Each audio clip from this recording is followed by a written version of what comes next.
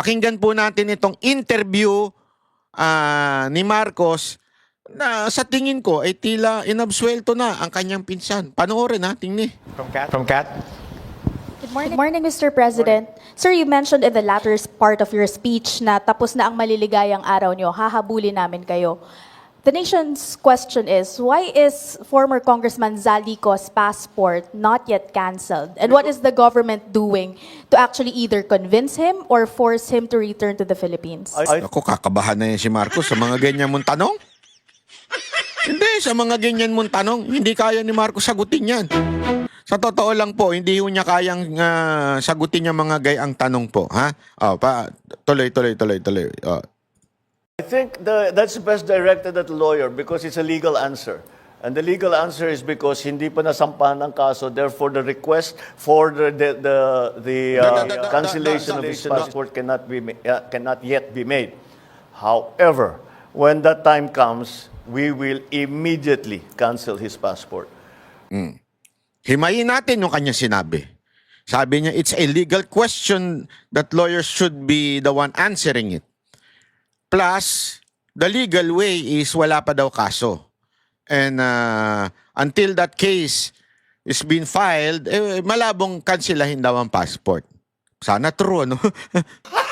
Sana totoo. Pero pagkakalaban mo na, wala na. You can bend the law. Kung ako si ate, dapat sinundan ko ng ganitong tanong Mr. President, how about bending the law? Which your secretary before suggested. Sometimes you have to bend the law. Not break the law, but bend the law. Why not bend the law? So that this Zaldico can no longer run from the accusation filed sa kanya. Diba? Why not bend the law? Akala ko ba we can bend the law? Sabi ng iyong sekretary na isang abogado din. Pangalawang tanong. Why until now there is no case filed against Zaldico? Ang tagal na po niyan. Sabi mo nga diyan sa iyong interview, 3 months na from your SONA. At the evidence, sumisigaw na ang ebidensya. Kaliwat kanan na ang sigaw ng ebidensya laban kay Zaldico, and yet, wala pang nafa-file. Bakit wala pang nafa-file? Para hindi makansela ang passport. Pag hindi makansela ang passport, may chance pa pong kumuha ng ibang passport si Zaldico. Gago! Hindi kasi pag na-cancel na yung passport niyan, pwede na siyang i-deport ng bansa na yun. Di ba? Kasi wala na siyang passport.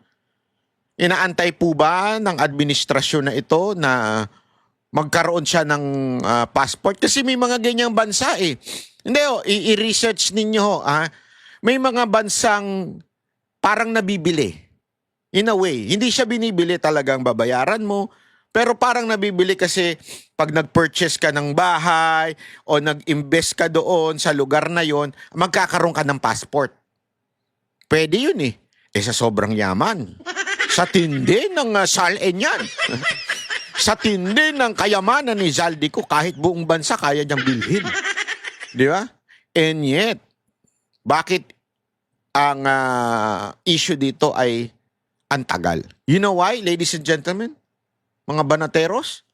Kasi nga, yung time, iyon ang pinaka-essence nung pagkuha ng passport. Ibig sabihin, pagka meron ka ng oras, kakampi mo ngayon ng panahon.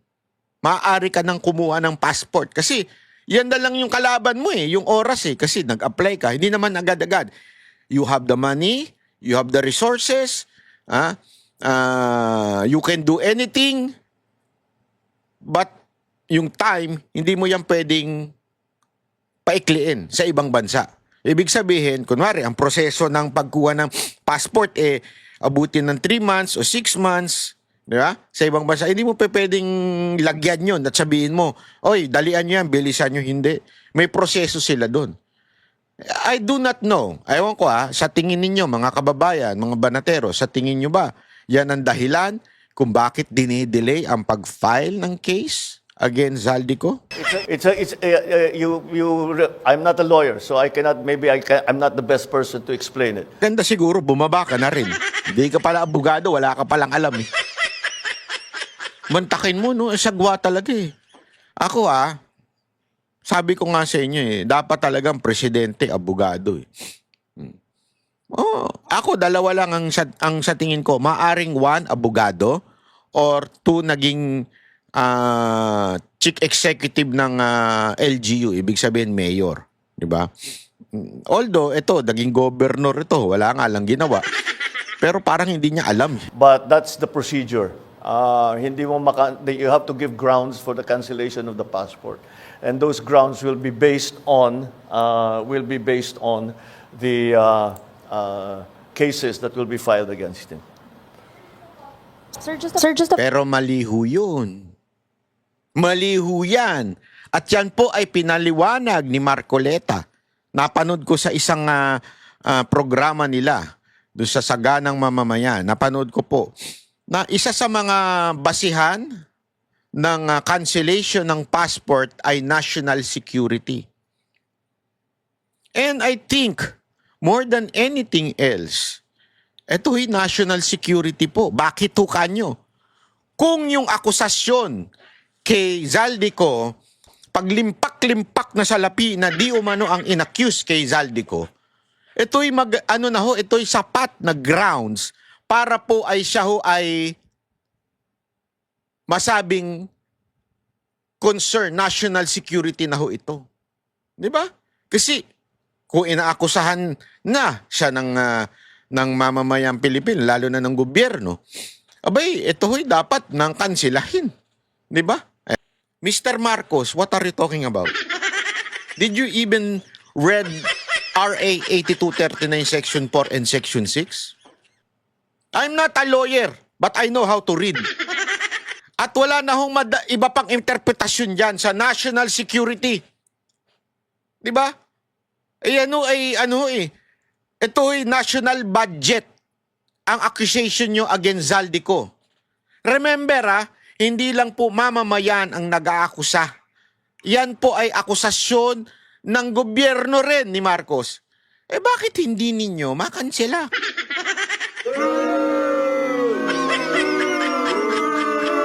Doon pa lang po, malabo na yung sinasabi ninyo, Mr. Marcos. Sir, just a follow-up question on that point.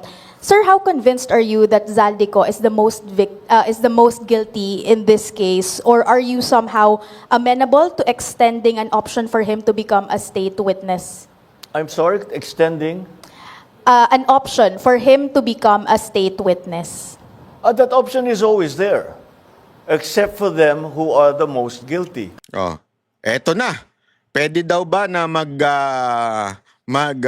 state witness si Zaldico? Depende daw kung pinaka-guilty, di ba? Kung hindi pinaka-guilty. You think he is? I don't want. And then pag sinabi ko, sasagutin kita, sasabihin nyo, prejudged. Let the courts do their work. Let the judges do their work. One more point on your presentation. Parang ang talino nung sagot, di ba? Let the court do their work. Lupit mo, Brad. Parang totoo. Very obvious, very noticeable po na marami sa mga pangalan binanggit ninyo, DPWH officials, contractors, pero kakonte, if at all, yung mga nabanggit na legislators who are... Well, no, they're part of the list. May maganda dun sa likod. May maganda dun sa likod. Nakita ninyo? Ha? Andali, ipapakita ko muna sa inyo. May maganda dun sa likod. Ayun, Ayun, presentation. Ayun, Very yung nakaitim, obvious, na nakasalamin. Ayun, very yung umatching. God bless you, ma'am. Di ba, may maganda sa likod, Walang iba kung hindi si Ma'am Hana ng SMNI. Ang aming bossing. Sana, Ma'am Hana, kayong nagtanong. Baka duguin ng ilong niyang Marcos na yan pag kayo nagtanong. Malupit yan si Ma'am Hana. Ang lupit ng ano niyan, ng mga tanungan niyan. Pag tinatanong niyan, "O Jay, asan ka na? Late ka na." Ang sagot ni Jay, "Ma'am, traffic." "Bakit? Ngayon ka lang ba nakatira sa Pilipinas? Ngayon mo lang nalamang traffic?" Joke lang, Ma'am Hana. Ako lang po yung nagtanong ng gano'n. Na yan po ang aming bossing. Double po. Na marami sa mga pangalan binanggit ninyo, DPWH officials, contractors, pero kakaunti, if at all, yung mga nabanggit na legislators who are. Well, no, they're part of the list. We'll give you the complete list. I just didn't go through them because there are like 37 of them. So you'll get, as I said, you'll get a briefer, which will give you more detail on all of the things that I've said today. Is the speaker former speaker included in the list? Diretsuhan na. Naku po, kinabahan ho yung mama. Kinabahan ho si Marcos, nangingitig daw yung... Munti kang unang sabihin, buti na lang hindi ko nasabi. Buti na lang hindi ko nasabi, kung hindi, yari tayo doon. Talay. Sir? I don't think so because no. The only evidence that has been made against him is in the Nataranta na siya, hindi niya alam kung paano lulusutan.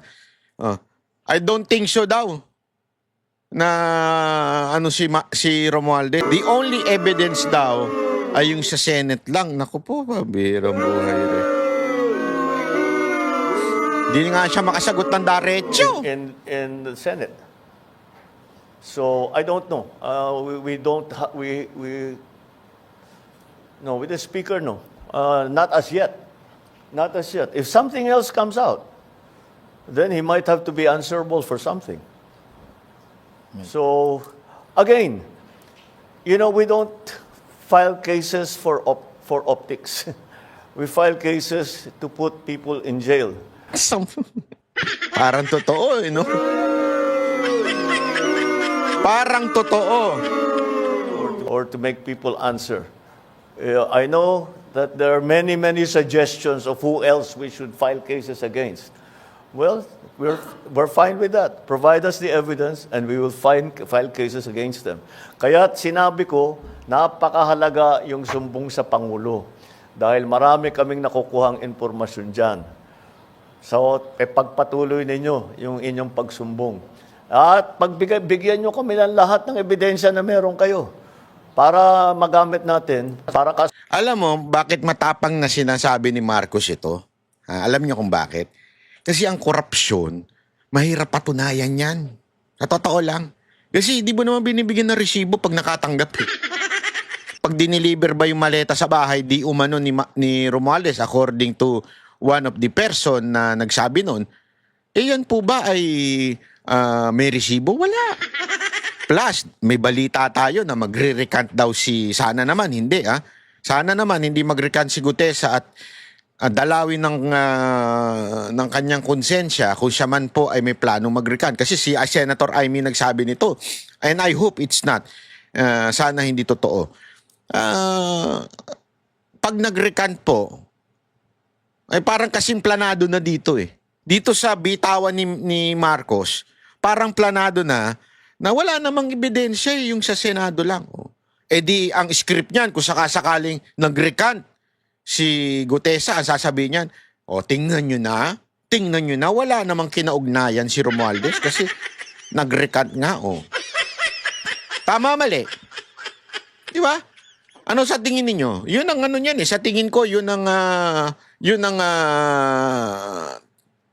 tutumbukin yung sinasabi niyang yan. Para kasuhan kahit sino. Wala naman, walang immune dito walang exempted dito sa mga investigasyon na ito. No. So yun, mga kababayan, diyan po mga kababayan, napaka-obvious na mukhang inabsuelto na ni Marcos. Ito hong si kanyang pinsan. 'Di ba? Hindi man lamang po sana man lang yung neutral lang na if there is, parang ganun ba, yung mga ganung klaseng bitawan. If there is an evidence, then we will file a case against Romualdez. Sana may nga ganun man lang. Parang takot na takot pa ka. Di ba? Para bagang takot na takot pa itong mamang to. Kaya nga ang tanong natin dito sino ba talaga ang presidente ng Pilipinas?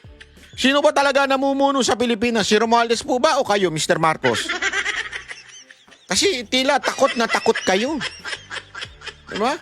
Tila takot na takot kayo sa inyong pinsan. Hindi, eto tingnan ninyo yung tanong From else comes out, then he might have to be answerable for something. So again, we don't file cases for optics. We file cases to put people in jail or to make people answer. I know that there are many suggestions of who else we should file cases against. Well, we're fine with that. Provide us the evidence and we will file cases against them. Kaya sinabi ko, napakahalaga yung sumbong sa Pangulo. Dahil marami kaming nakukuhang impormasyon dyan. So, pagpatuloy ninyo yung inyong pagsumbong. At bigyan nyo kami lahat ng ebidensya na meron kayo. Para magamit natin, para kasuhan kahit sino. Walang immune dito walang exempted dito sa mga investigasyon na ito. Ayun, so mga kababayan, dun pa lamang po obvious na. Yeah? Obvious na yung pagprotekta niya sa kanyang pinsan. Sa pag-absuelto agad-agad. Di ba? Ewan ko hindi naman po siguro tanga ang taong bayan para hindi kaya nga ang ano dito parang ano itong ginagawa ng ICI? Di ba? Don't tell me sa tindi ng korupsyon na ito, walang alam si Romualdez sa ginagawa ng inappoint niya na chairman ng appropriation. If I were you, Zaldico, if you're listening, I know you are. Yung mga abogado mo nakatutok dito If you're listening, kung ako sa'yo, tumayo kang bayani. Ituro mo na yung dapat mong ituro. Di ba? Hindi, you have the chance. Don't allow this to go down in history na ikaw ang pinakapinuno nito. Kasi yun ang puntirya sa'yo ngayon ng administrasyon na ito. Hindi ko maintindihan kung hindi mo nababasa o hindi mo nauunawaan ito. Ang pinupuntirya ng administrasyon na ito, sa lahat ng ginawa dito sa issue na ito, ikaw ang ending. Yun ang pinalalabas nila. Ikaw lang ang may sala, wala nang iba. The rest, bida. Imantakin mo, bayani pa nga daw si Pwede daw ikinukonsidera pang state witness si Romualdez. Papayag ka ba nun? Paano mo paano mo alam mo yun, paano mo yun maaatim na natutulog ka? Tangina, ako ang pinakakurap na inaakusahan ng tao. Ako lang. Hindi, gusto mo ba ganun? Ang pangalan mo ay magiging katumbas sa korupsyon? Kung ako, hindi ako papayag doon. Ipaglalabang ko. Ako kasi naniniwala ako. Naniniwala ako sa aking puso na ikaw ay may malinis na budhi. May malinis kang, ikaw ay sumusunod lamang sa utos. Ikaw ay hindi korap. Naniniwala ako dyan. So therefore, ituro mo na yung dapat mong ituro. Huwag kang manahimik.